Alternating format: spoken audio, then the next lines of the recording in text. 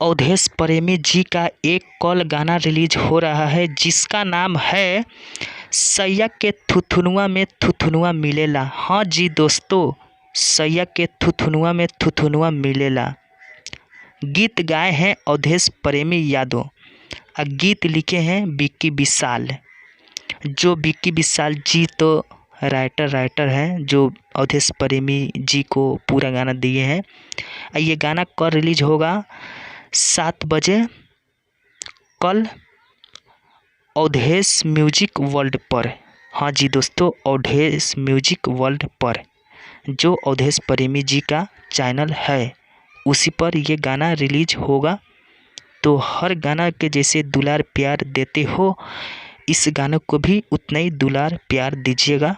ये खबर कैसा लगा एक बार कमेंट करके बताइए और नए हो तो मेरा चैनल सब्सक्राइब कर दीजिए।